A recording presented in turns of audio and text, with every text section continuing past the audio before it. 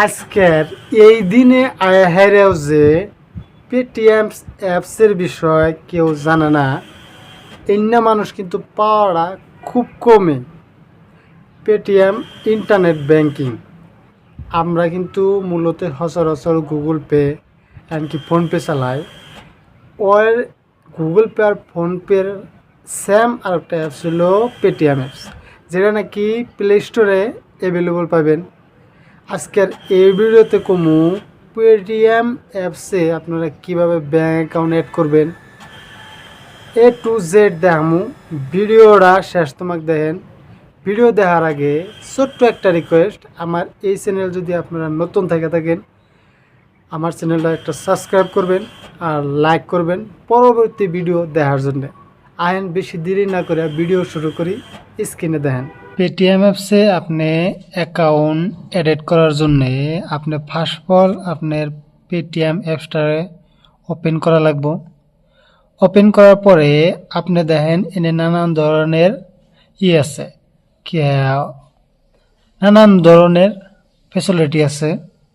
আপনি একটু যদি রাইট সাইডে দেখেন এসপি লেখা আছে, জেনে এনে যদি ক্লিক করেন আপনি এন থেকে আপনার ব্যাংকের যেটা অ্যাড আছে ওই ব্যাংকের কিউআর কোড আপনি তলে থেকে শেয়ারও করাবেন।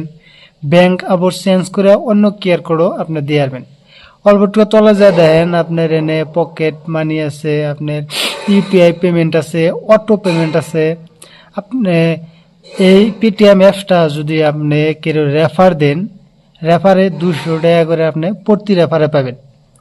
এখন আপনি মূল কথা আহেন, মূল কথার মধ্যে হলো আপনি যদি পেটিএম ব্যাংকে পেটিএম অ্যাপসের মধ্যে আপনি যদি অন্য কোনো এনাদার ব্যাংক আপনি অ্যাড করা নিয়ে চান, তাহলে কি করা রাখবো, এনেলা আছে to bank and self account. আপনি এটার মধ্যে ক্লিক করেন। ক্লিক করার পরে দেখবেন তো এবার একটা অপশন আছে, ফার্স্টের ডায়ালে আছে ট্রান্সফার টু অ্যাকাউন্ট। আপনি এক অ্যাকাউন্ট থেকে আর এক অ্যাকাউন্টে ট্রান্সফার করাবেন।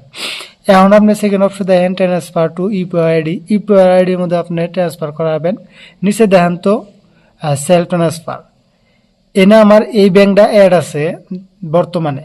আমি যদি অন্য একটা ব্যাংক অ্যাকাউন্ট অ্যাড করবার চাই, তলে লেখা আছে দেখেন তো এডেড এনাদার ব্যাংক অ্যাকাউন্ট। আমি যদি অন্য এনাদার ব্যাংক অ্যাকাউন্ট করা যায় তাহলে এটার মধ্যে ক্লিক করা। এটার মধ্যে ক্লিক করার পরে টুকা টাইম নিব।